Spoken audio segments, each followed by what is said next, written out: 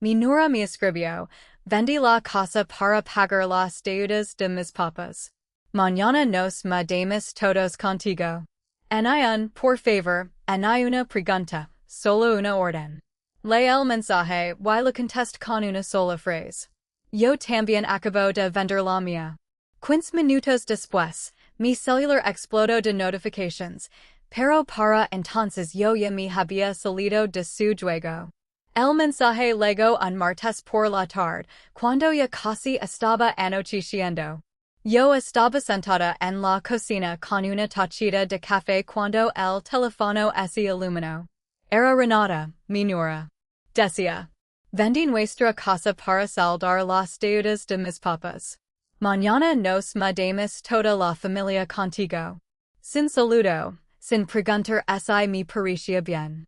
Nada. Como si mi casa fuera un albergue gratis que lo correspondía por derecho.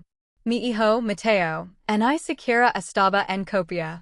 Ya se había acostumbrado hacia años a que las decisiones las tomara ella. Mi quid mirando aquel mensaje tan corto. Hace 5 años, habría acabado a llorar. Habría llamado a Mateo, rogándole que entrara en razón, y al final habría terminado aceptando, porque a la familia no se la deja en la calle. Pero esta vez no lor. Tampoco me enoje. Solo sentí una claridad fría y absoluta. Dejé el teléfono a un lado y tomé otro sorbo de café. Todavía estaba caliente. En mi cabeza empieza a hacer listas. Ya no necesitaba discusiones ni explications. Lo que Renata no sabía era que yo también había tomado mis propias decisiones. Aquella casa grande y vacía, con sus 4 recámaras, ya me quedaba demasiado grande. El mantenimiento, las reparaciones constantes, el jardín enorme, todo lo cargaba yo sola. Exactamente 12 días antes había estado en la notaria. El comprador era un desarrollador que quería tomar posesión de la propiedad lo antes posible. El dinero ya estaba seguro en mi cuenta. Todavía tenía hasta el fin de semana para entregar la casa limpia y vacía. El momento elegido por Renata fue casi irónico. Ella creía que podía entrar por mi puerta y tomar el control. Como siempre, estaba convencida de que yo seguiría siendo la suegra calada y servicial de siempre. Me levanté tranquila, fui hasta mi escritorio y saqué la carpeta azul del estante. Ahí estaban todos los documentos importantes. No había contestar con discursos largos. Las acciones siempre hablan más fuerte que las palabras. Abrí la carpeta y revisé el contrato firmado. Todo estaba en orden. El nuevo dueño esperaba las llaves en 3 días. Yo ya tenía planeado mudarme ese fin de semana, pero el anuncio de Renata me obligó a adelantar un poco las cosas. Saqué el teléfono, abrí el chat familiar y escribí una respuesta corta y clara. Yo también acabo de vender la mía. Sin más explications, sin justifications, le di a enviar y puse el celular en modo avión. Ya no había nada más que hablar. Después llamé desde el teléfono fijo a la empresa de mudanzas. Los había contratado semanas antes, pero ahora los necesitaba un día antes. La señora del otro lado confirmó sin problema el nuevo horario para las 8 de la mañana siguiente. Mi plan era sencillo y a prueba de balas. Impec solo lo esencial, mis documentos importantes, el cofrecito de joyas de mi abuela, algo de ropa y mi computadora. El resto de los muebles y las cosas irían a un almacén seguro. Ni lo que pensaba dejar la casa a Renata, mucho menos para que vivieran allí sus papas tan credos. Ella ya había demostrado muchas veces que no respetaba mis límites. Hacia 2 años se había agarrado mi ley de repuesto y había estado husmeando en mis cajones sin permiso. Cuando se lo reclamé, me dijo que yo era una egoísta y una tacaña. Mateo se quedó calado, mirando al piso con vergüenza. Él siempre evitaba los pleitos, pero esa costumbre de dejar que todo para ya ese había acabado para siempre. Fui a la cocina, agar una bolsa de basura y empecé a vaciar el refrigerador. Todo lo que pudiera echarse a perder lo tire sin piedad. No les iba a dejar la casa llena de comida. Mientras limpiaba los estantes vacíos, pensaba en cuánto tiempo había aguantado aquella falta de respeto. Demasiado. Pero ahora ese terminaba. Cada movimiento que hacía ese sentía como un paso liberador hacia mi nueva vida. A la mañana siguiente les esperaba una sorpresa bien preparada. Ya no había vuelta atrás. El empaquetado avanza rapidísimo, como si hubiera ensayado cada paso 1000 veces en mi cabeza. No vacía completamente la sala. Quería que la mudanza pareciera normal desde afuera, pero me llevé todas mis fotos personales, los floreros buenos, y la cubertería antigua. Fue un preciso tranquilo, casi como una meditación. Cerca de la medianoche, entré al baño y hasta desatornó la regadera cara que yo misma había comprado meses antes. La cambié por la barata que tenía guardada en el sótano. Esos pequeños detalles me daban una satisfacción profunda. Renata siempre pensó que mi riqueza era solo la casa, pero nunca entendió el valor del trabajo duro. Al día siguiente me levanté temprano. Apenas eran las 6, pero el cielo ya estaba claro y sin una sola nube. Me preparé el último café en mi querida cocina. Luego recorrí todas las habitaciones y cerré las llaves de agua donde pude. Apagué completamente la calefacción. Si querían mudarse, que se encontraran con una casa fría y sin comodidades. A las 7:15 llegó el camión de la mudanza. 4 hombres fuertes bajaron y empezaron a trabajar sin hacer preguntas. Yo estaba parada en la puerta principal, tachando mi lista. Cada caja que salía me quitaba un peso de encima. Había rendido una casita tranquila frente al mar en Puerto Escondido, pagada por un año completo.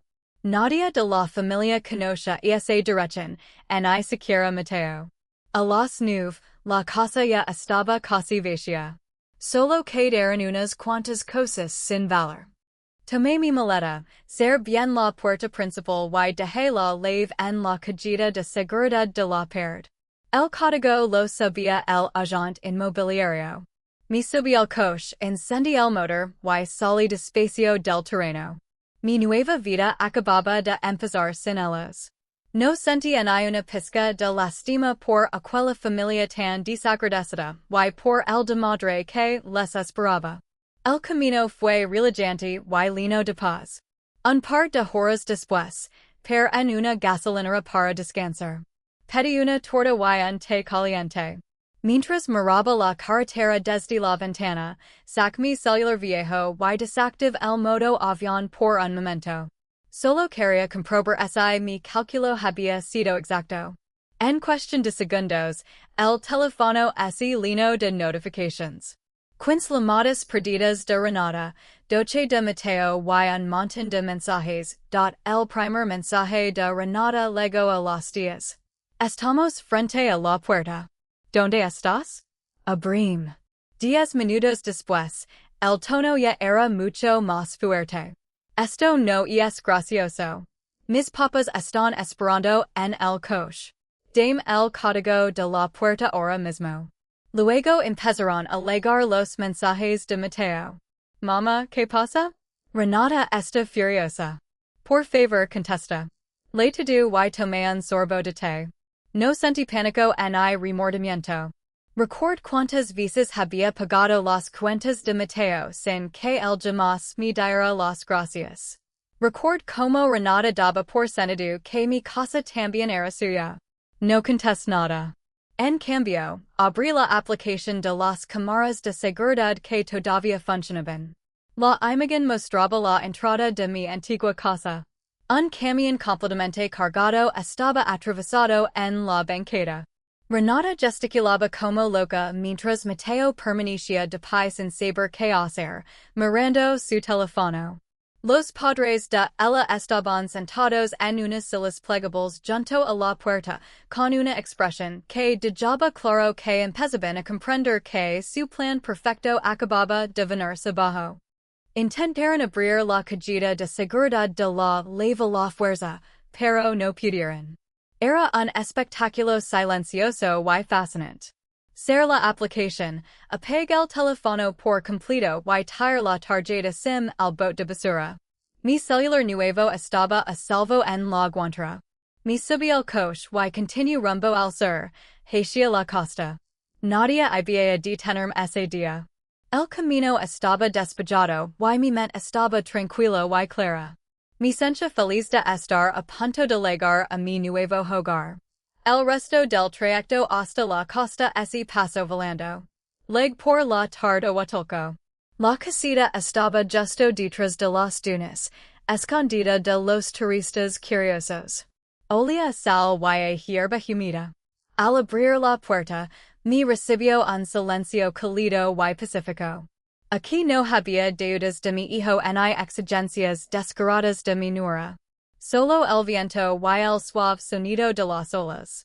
Guard mis pocas cosas en los armarios y puse la foto de mi abuela en la mesita junto a la ventana. Era la primera vez en muchos años que no me sentía como una invitada incómoda en mi propia casa. En la casa antigua, Renata incluso había decidido que flores plantar en el jardín de enfrente. Lo hacía sin avisarme. Compraba rosas caras y después me pasaba la cuenta como si nada. Mateo me decía que no me pusiera así, que era un detalle bonito. Un detalle que yo terminaba pagando muy caro.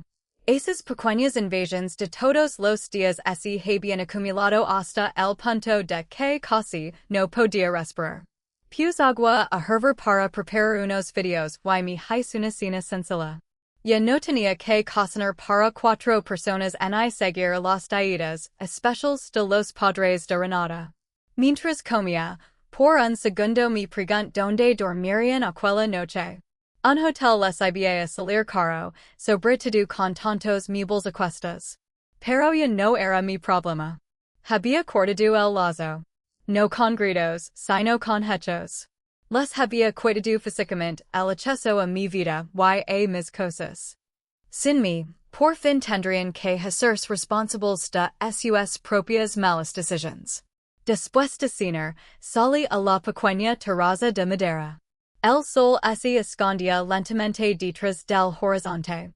Respira profundamente el aire fresco del mar y sonreí. Nadie volvería a quitarme esa paz. Mi plan había salido perfecto y me sentía realmente feliz. Libre de aquella carga familiar tan pesada y tóxica que me había estado aplastando durante años. Los primeros días junto al mar transcurrieron a un ritmo lento y sanador. Dormía hasta tarde, tomaba café en la terraza y caminaba por la playa. Compraba pescado fresco en el mercado y leía aquellos libros que llevaban años acumulando polvo en el estante. Una tarde encendí mi celular nuevo y llamé a mi antigua vecina, Dona Rosa. Ella vivía justo enfrente de mi antigua casa y sabía que me había mudado. Hablamos un rato sobre el clima y luego, como quien no quiere la cosa, me contó lo que había ocurrido aquel martes. Renata y Mateo habían pasado horas frente a la puerta. Al final, Mateo llamó a un cerrajero. Pero cuando el hombre pidió comprobar quién era el dueño de la propiedad, Mateo no pudo demostrar nada. El cerrajero se marchó.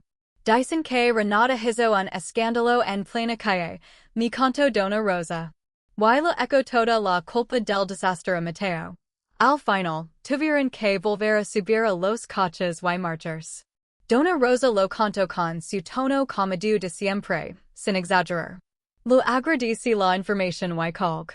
Era exactamente lo que esperaba. Sin mí como su red de seguridad fácil, su fachada se derrumbó de inmediato. Renata había apostado fuerte al intentar salvar la casa de sus padres, pensando que yo pagaría los platos rotos. Había confundido mi paciencia de tantos años con debilidad. Mi preparante y pence en mi cuenta bancaria. Antes de no solo había vendido la casa. También había cancelado la tarjeta de crédito que lo había dado a Mateo para emergencias. Ultimamente la usaba para cualquier cosa menos para emergencias. La cuerda financiera ya estaba cortada para siempre. Cada peso que gastara de ahora en adelante sería exclusivamente para mí. Me sentía libre de obligations.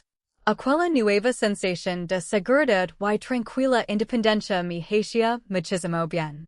Mi antigua vida quedaba muy atrás. Mirar el mar y disfrut aquel momento de pura alegría con toda el alma. Unas 3 semanas después, llegó una carta a mi buzón. Gracias al servicio de reenvío de correo, algunas cosas que todavía llegaban a mi antigua dirección terminaban alcanzándome. Era un sobre escrito a mano. Reconocí la letra de Mateo al instante. Lo abrí despacio mientras estaba sentada a la mesa de la cocina. Me contaba que ese habían mudado temporalmente a un departamento pequeño y caro en las afueras. Renata estaba de mal humor todo el tiempo y sus padres no paraban de cuidarse porque ya no tenían jardín. Sonaba cansado y resignado y, sobre todo, parecía esperar que yo resolviera el problema por él. En el último párrafo, me pedía un préstamo. Solo por unos meses, decía, hasta que nos recuperemos. Prometía devolverme todo. Dejé la carta junto a mi taza de café, y negué lentamente con la cabeza. No había entendido nada.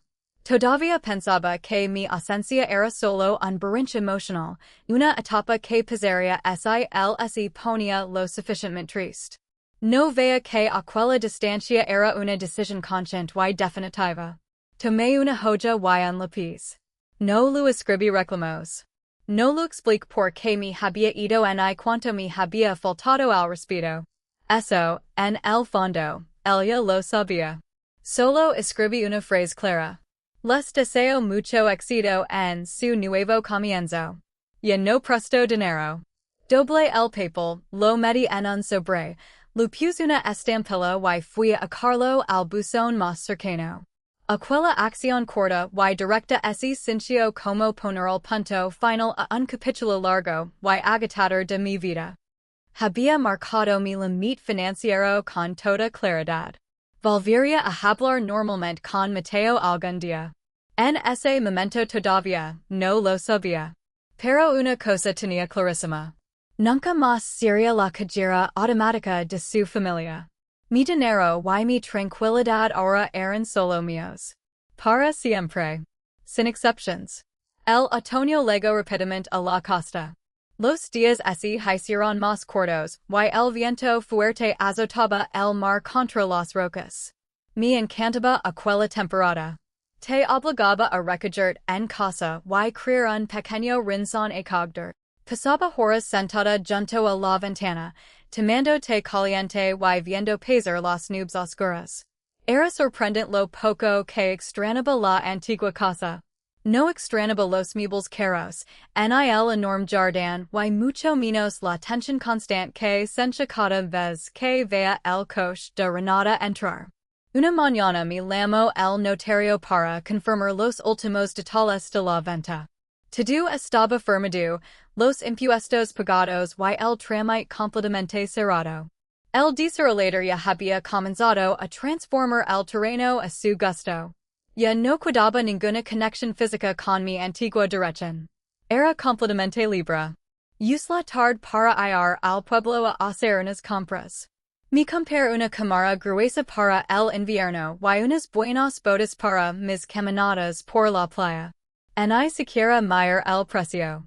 Por primera vez en más de 30 años, compré algo simplemente porque me gustaba, sin pensar que tal vez tendría que guardar dinero para reparar la lavadora rota de mi hijo. Cuando regresé a mi casita con las bolsas, encendí la chimenea. La lina crepitaba y llenaba el espacio con un calor agradable y acogedor. Me sentía fuerte y segura como nunca antes. Mi vida se había vuelto más pequeña y sencilla, pero por fin era 100% mía. Había tomado el control simplemente empacando mis cosas y marchando. Sin pelis escandalosas. Sin juicios agoradores. Solo un corte limpio y claro. Las llamas bailaban frente a mí. Ni recost en el salón y ser los ojos por un momento, completamente satisfecha. ¿Que me traería el próximo año? Estaba realmente emocionada por todas las cosas buenas que todavía estaban por llegar en mi hermosa nueva vida. Mi corazón estaba en paz y mi mente más clara que nunca. En diciembre recibí una última sorpresa del pasado. Mi celular sonó una mañana de martes mientras nevaba. Era un número fijo desconocido. Dudé un segundo, pero contesté. Era Mateo llamando desde su trabajo porque sabía que probablemente ignoraría su celular. Su voz sonaba baja, casi tímida. Me preguntó cómo estaba. Le respondí con cariño, pero con firmeza, que allí en la costa me sentía muy bien. Me contó que Renata y ella se habían separado. La presión económica constante y las pelis por el espacio reducido habían terminado destruyendo su matrimonio. Los padres de ella habían regresado a su ciudad para alquilar una casa. Mateo ahora vivía en un pequeño cuarto compartido. Había una petición silenciosa detrás de sus palabras.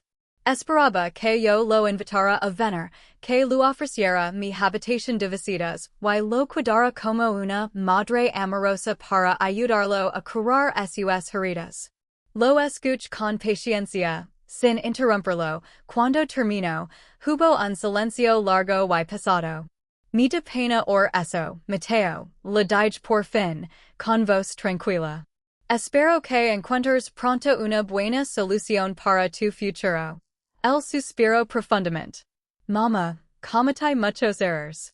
Pensé que tal vez podría ir a visitarte. Mi respuesta salió sin dudar. Ahora no, Mateo. Tal vez en un año. Primero tienes que aprender a valer por ti mismo. No discutio. Sabía que mi decisión era definitiva. Nos despedimos rápidamente y colgamos. No sentí culpa. Antes habría cedido al instante. Habría reorganizado mi vida para hacer el espacio a su caos. Pero esa parte de mi había quedado atrás junto con la venta de la casa vieja. Lo había hecho el regalo más grande que una madre pueda darle a un hijo adulto. Por fin lo había devuelto la responsabilidad total de su propia vida. Era duro, pero muy necesario. Mi todavía estaba tibio y lo terminé despacio mientras veía caer los copos de nieve afuera, en paz. Ya había pasado un año completo desde que dejé aquella leve en la cajita de seguridad de mi antigua casa. Se sentía como otra vida. Como la historia de una mujer que apenas reconoce. Aquella mañana me desperté muy temprano.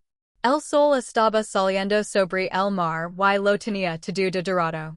Me preparé el desayuno y me senté en la terraza. Mi pequeño jardín aquí era diminuto, apenas unas cuantas plantas resistentes capaces de soportar el viento salado. Nadie se quejaba de que las flores no fueran lo suficientemente elegantes. Nadie exigía que el césped estuviera perfecto para el fin de semana. Era simplemente mi espacio. Mío de verdad.